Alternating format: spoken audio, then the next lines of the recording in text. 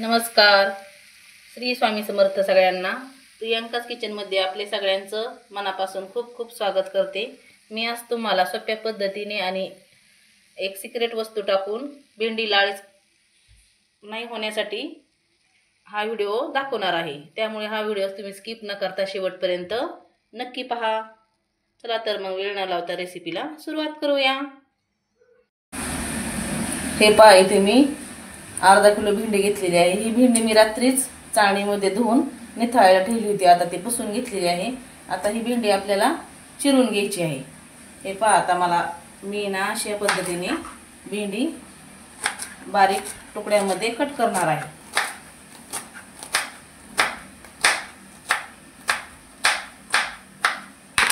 आता अशा प्रकारे मी भेंडीचे छोटे छोटे तुकडे करून सगळ्या भेंडीचे घेणार आहे.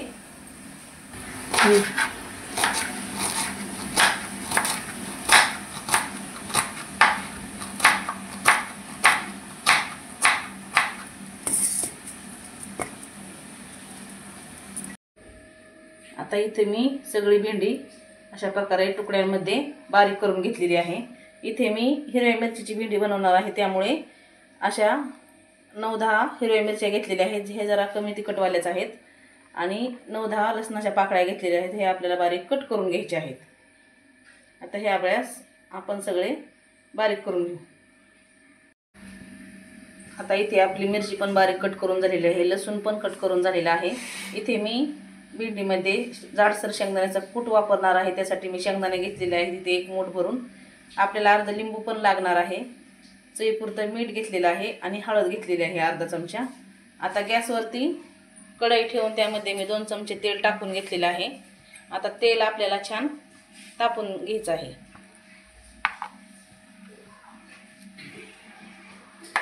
आता तेल चांगलं तापलं की त्यामध्ये लगेच आपल्याला जो बारीक कट करून घेतलेला लसूण तो टाकून चांगला लाल होईपर्यंत परतून घ्यायचा आहे.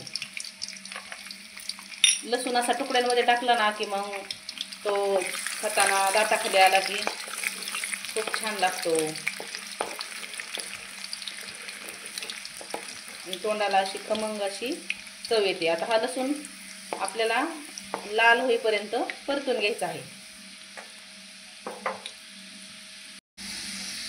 आता हे पहा, आपला लसूण छान लाल परतून झालेला आहे. त्यामध्ये आता मी लगेच बारीक कट करून घेतलेली हिरवी मिरची टाकून घेणार आहे. हिरवी मिरची पण चांगली आपल्याला तिचा तिखटपणा जाईपर्यंत मस्त फ्राय करून घ्यायची आहे. तेलामध्ये हिरवी मिरची चांगली फ्राय झाली ना किंवा चांगली परतून घेतली ना आपण की मग ती जरी दाताखाली आली तरी जास्त तिखट लागत नाही. ही भाजी मी मुलांच्या डब्यासाठीच बनवत आहे. माझी मुलं तिखट खातात, त्यामुळे मी हिरव्या मिरचीचा वापर थोडा जास्त केलेला आहे. तुमची मुलं जर तिखट खात नसतील तर तुम्ही 1 ते 2 मिरच्या घेतल्या तरी पण चालतील, किंवा तुम्ही तुमच्या आवडीनुसार तिखट हिरव्या मिरच्या वापरू शकता. तर ह्या मिरच्या पण आपल्याला मस्त परतून घ्यायच्या आहेत.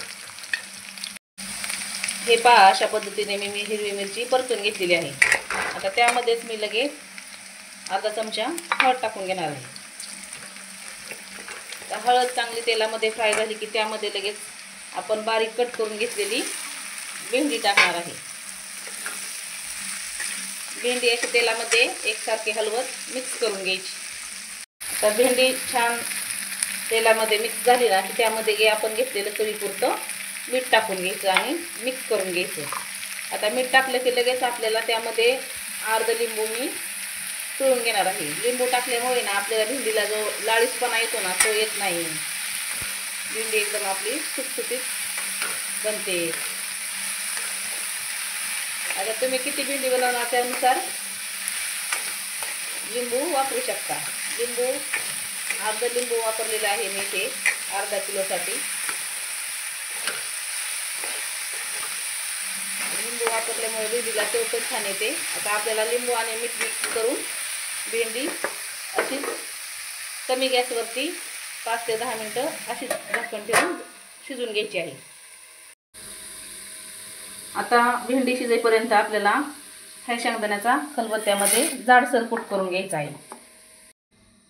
आता ह्या पहा, मी शेंगदाणे ना भेंडी शिजेपर्यंत असे जाडसर खलबत्त्यामध्ये कुटून घेतले आहेत. आपल्याला अशा पद्धतीने शेंगदाणे जाडसर ठेवायचे आहेत, म्हणजे आपल्या भेंडीमध्ये ते छान पण दिसतात आणि खायला पण भेंडी आपली खूप भारी लागते.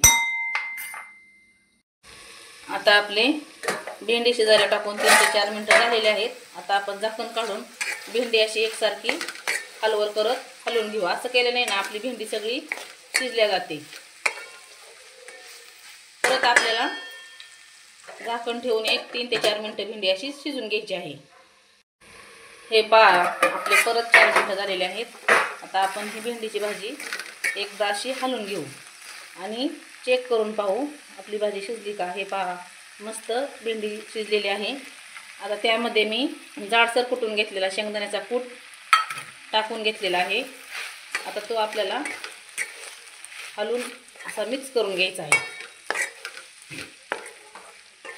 तुम्ही पण नक्की अशा प्रकारे भेंडीची भाजी करून पहा. आपल्या भेंडीला अजिबात असा लाळीसपणा आलेला नाही, सुट्टा झालेला आहे. आता तुम्ही कशी मुलांच्या डब्याला भेंडीची भाजी बनवता ते मला कमेंटमध्ये नक्की कळवा. तुम्ही पण माझ्या प्रकारे अशी ही भेंडीची भाजी बनवून नक्की पहा. तुम्हाला जर माझ्या भेंडीची भाजीची रेसिपी आवडली असेल तर माझ्या चॅनलवर नवीन असाल तर सबस्क्राईब करायला विसरू नका आणि व्हिडिओ पाहिल्यानंतर लाईक पण करत जावा. संपूर्ण व्हिडिओ पाहिल्याबद्दल धन्यवाद.